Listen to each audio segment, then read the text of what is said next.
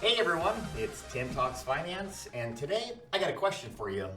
Are you ready for the worst market crash since 2008 and maybe as big as the one from 1931?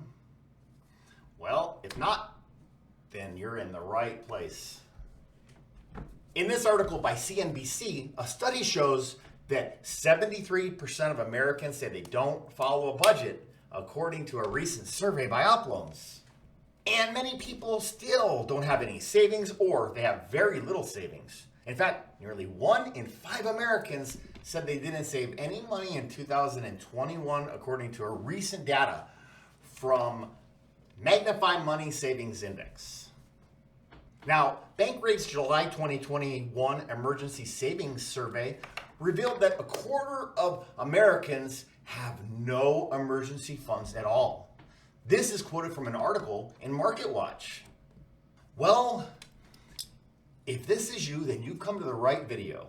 After all, a long time ago, I was broke, living on friends' couches in like 2003, which was like 19 years ago. It's kind of crazy. Now, if it wasn't for budgeting and learning stuff like this, I'd probably still be broke living on someone's couch. But today, it's not true. I'm a millionaire, happen to own a mortgage company, real estate investor, and I love teaching people about money. So let's break it down in 5 easy to follow steps. Okay, so step number 1, create a budget. Now, what I recommend is that you would go over this for 3 days before you start making any decisions or any cuts. Once in the morning on the first day, maybe once in the afternoon on the second day, and then once at night on the third day, okay? This way your mindset is right all the way around looking at your numbers, and you'll ensure that you're gonna be able to really grasp where all of your money has been going the past, let's say, 12 months, okay? Now, what you'll wanna do is try to break down everything line item by line item. So what I recommend is trying to start off with a company called Mint.com. At Mint, you can actually log in to all of your bank accounts and have them connect and read everything for you. Now, this is an Intuit or a QuickBooks product, so it's something you can actually trust.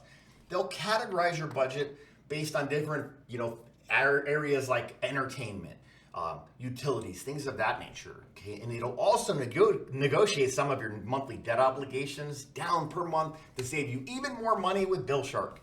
So this is a great place to start. And a great time to start smashing the like button would be now. That way this video will make it out to other people just like you who could use this content. All right, now seriously guys, let's get back into step number 2. Find out your survival number and then reduce it. Well, what is your survival number, you might ask? Well, your survival number is basically what you're needing to spend every single month on every single thing, not just monthly debt obligations. So what would be in the survival number? You're gonna have things, everything from clothes to savings to 401k to even gas, your energy bill, your electric bills, your you name it. We wanna make sure that we know exactly how much money you're spending every single month. And the reason that we start here is because we can then start to reduce that survival number. So when I started off with my budget, my survival number, believe it or not, was $12,000 a month, which was just way too much for my income. So there are times when, you get ahead of yourself and you have to go into bankruptcy, and, if you get into 12 grand a month debt and you have 6 grand a month income, that would be the time, right? So we don't want you guys to get into that situation, which is why we're focusing on that now. So the first thing we're gonna do is find out the survival number after we created the budget, and we're gonna reduce it. Now, I remember when I started doing this, and it was back when DirecTV was huge. I think this was like 2013. And so I found this Netflix, and right then I was like, man, I can cut my monthly bill down from $300 a month to less than 100. I mean, shoot, less than half of 100, right? For all of my Netflix. So anyway, make sure you find out that survival number, and then let's reduce it. Okay, so step 3 is let's start knocking out the debts. Here's my personal advice. Let's start with credit cards, and here's how we're gonna do it. We're gonna list all of your credit cards from highest interest rate to lowest interest rate. Okay, we're going to put that on a spreadsheet, and we're just going to start knocking out the highest interest rates first. Why would we do that? And I know a lot of you have probably, especially if you've taken my budget class in the past, I know a lot of you have heard me say you want to start with the smallest card first. Well, we're not going to do that now because times have now changed. See, in the past when I was giving that advice, interest rates were pretty much locked in at 0% with the Fed. Now the Fed is really starting to get aggressive on their monetary tightening. What does that mean to you? Well, that means they're going to up the interest rates, which means that interest rates on credit cards will be rising.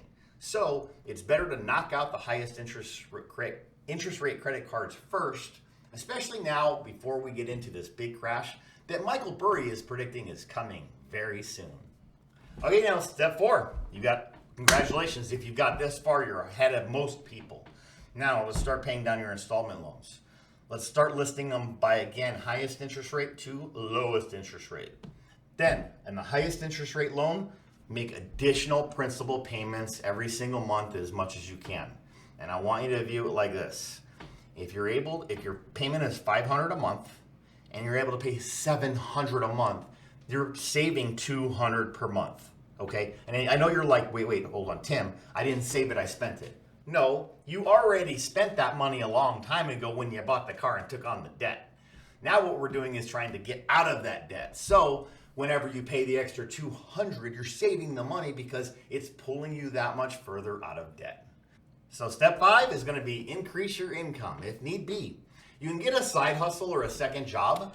Like, there's a saying in life that goes like this: live life now like no one else is willing to, so that you can live life tomorrow like others can't.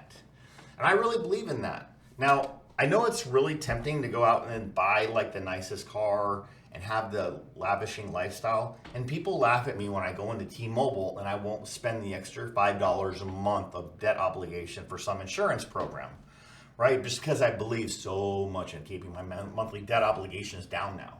So if you need to get a side hustle, just get a side hustle, because we're going into some hard times right now, guys. And I want to make sure that all of us are debt free so that we can survive. And not only that, when we come out on the other side of this, let's thrive. All right, guys. Well, that's enough for today. Hope you guys enjoyed the content. If you did, consider liking, sharing, subscribing, and we'll see you in the next one.